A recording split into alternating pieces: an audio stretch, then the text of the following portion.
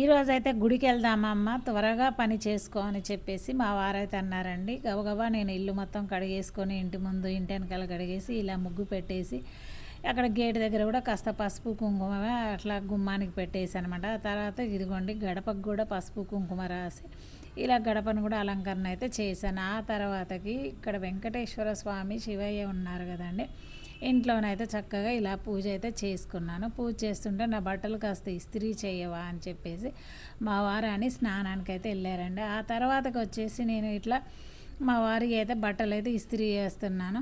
మరి ఎట్లా టిఫిన్ ఎట్లా మళ్ళీ గుడికి వెళ్ళాలి, టిఫిన్ కాలేదు కదా అన్నారు. ఈ బట్టలు అయిపోగానే టిఫిన్ చేస్తానులే బావా అన్నాను.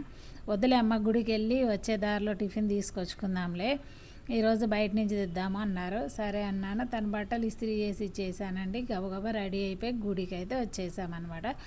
ఇంకా ఉరుకులు పరుగులు మొత్తం ఇక్కడ గుడికి రాగానే నాకైతే నిజంగా అండి స్వామివారిని చూడగానే అసలు మొత్తం అలసట మొత్తం పోయిందండి. ఎంత బాగుండంటే శివుడు అంత బాగుండనమాట. కూర్చొని చక్కగా పంచాక్షరి మంత్రం ఓం నమ శివాయ ఓం నమ శివాయ అంటూ స్వామివారిని అయితే ఒక 10 నిమిషాలు పావుగంట కూర్చొని స్వామివారి పంచాక్షర మంత్రం చక్కగా చదువుకొని స్వామివారికి దండం పెట్టుకొని ఇలా నేను పక్కనే ఉన్న వారాహిదేవి అమ్మవారి నవరాత్రులు అయితే జరుగుతున్నాయండి. అమ్మవారి గుడికి అయితే వచ్చేసాను. ఇంకా అక్కడ అమ్మవారిని కూడా ఈ విధంగా అయితే దర్శనం చేసుకున్నాను. దర్శనం చేసుకుంటుంటే అయ్యగారు అన్నారు, ఈ నెల రోజులు అమ్మవారి దగ్గర ఏ కోరిక అయితే కోరుకుంటావో ఆ నెల రోజుల్లో ఖచ్చితంగా నెరవేరుతుందమ్మా. ఏదైనా కోరికలు ఉంటే కోరికలు నెలవేరని కోరికలు ఏవైనా ఉంటే ఇక్కడ కోరుకోండి, చక్కగా నెలవేరిపోతాయి నెల రోజుల్లో, గట్టి సంకల్పం ఉండాలి అని చెప్పేసి అయితే అన్నారు. ఓకే అండి అయ్యగారు అన్నాను. ఇంకా కాసేపు అలా కూర్చొని నేనైతే గుడి చుట్టూ ప్రదక్షిణాలు అయితే వేసానండి. ఇంకెప్పటి నుంచో అనుకుంటున్నాను అనమాట ప్రదక్షిణాలు వేయాలని చెప్పేసి. ఇంకా గుడి చుట్టూ అయితే ప్రదక్షిణాలు అయితే వేసాను. ఆ పక్కన ఉన్నామైతే నవ్వుతుందనమాట, ప్రదక్షిణాలు ఇప్పుడు వేస్తావు, ఈ ఎండ కుడుతుంది కదా ఏంటి అని అంటే, ఏం కాదులేండి అయిపోతాయి, చాలా త్వరగానే అయిపోతాయి అన్నాను.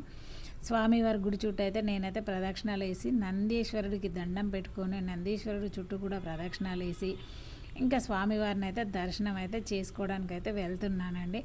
ఎవరైనా ఫస్ట్ టైం నా ఛానల్ చూసినట్లయితే ప్లీజ్ అండి సబ్స్క్రైబ్ చేసుకోండి, మీ హెల్ప్ అయితే నాకు కావాలండి.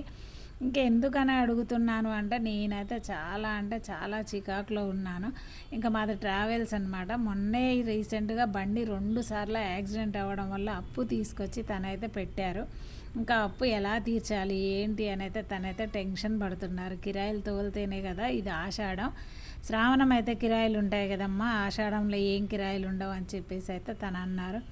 అన్నందుకే నేనైతే ఇలా యూట్యూబ్ ఛానల్ అయితే స్టార్ట్ చేశానండి. కనీసం ఇందులో ₹1 వస్తేనైనా తనక నేను ఏదో అన్నా కొంచెం సాయం చేసిందాన్ని అవుతా కదా అని చెప్పేసి అయితే మనసులో అనుకొని ఇంకా ఈ యూట్యూబ్ ఛానల్ అయితే స్టార్ట్ చేశానండి. ఇంక ఇద్దరం కలిసి అయితే స్వామివారికి అయితే ఇలా దండం పెట్టుకొని స్వామివారికి చక్కగా మా మనసులో ఉన్న కోరిక కూడా చెప్పేసుకొని స్వామివారికి ఇంకా ప్రదక్షిణాలు వేసేసి ఇద్దరం కాసేపు అయితే అలా అయితే కూర్చున్నామండి. ఎప్పుడు ఉండే కష్టాలే కదా, కాస్త గుడికి వచ్చినప్పుడైనా ప్రశాంతంగా కూర్చోవాలి, మనసులో ఏ బాధ ఉన్నా సరే తీసి పక్కకు పెట్టేయాలి బావా. అవే కష్టాలు గుడికి వచ్చి కూడా తలుచుకోకూడదు, గుడికి వచ్చేది ఎందుకు, కాస్త ప్రశాంతంగా ఉండడానికే కదా అని చెప్పేసి మా వారితో అన్నాను. ఏం తీసేస్తాను నాన్న, ఒకదానికి ఒకటి అన్ని చికాకులు జరుగుతుంటే గుడికి వచ్చినా సరే దేవుణ్ణి చూస్తే ఇంకొంచెం గుర్తొస్తున్నాయి అని చెప్పేసి మా వారు అన్నారు. అనగానే ఈ లోపల మేము అక్కడ కూర్చున్నామండి. గుళ్ళో ప్రదక్షిణాలు అయిపోయాయి, స్వామివారి దర్శనం అంతా అయిపోయింది. ఇంక ఇద్దరం అయితే అక్కడైతే కూర్చుందామని చెప్పేసి అక్కడ చైర్స్ ఉన్నాయన్నమాట. చైర్స్ ఉంటే ఆ చైర్స్ దగ్గరికి అయితే వెళ్తున్నాం అనమాట. ఇంక వెళ్తుంటే మాకు తెలిసిన వారు ఒకరైతే వచ్చేసి అన్నారు, అన్న బండి ఎట్లా యాక్సిడెంట్ అయింది, ఎందుకు అయింది, ఆగిన్న బండినే గుద్దారంటగా ఎవరు అని చెప్పేసి తను మళ్ళీ గుర్తు చేశారనమాట. ఇంకా గుర్తు చేసేసరికి మా వారు, నువ్వు అన్నావు కదా ప్రశాంతంగా ఉండాలి గుడికి వచ్చినా అని అన్నావు కదా, ఇదేనా ప్రశాంతత అన్నారు. నాకు నవ్వు వచ్చిందండి అప్పుడు.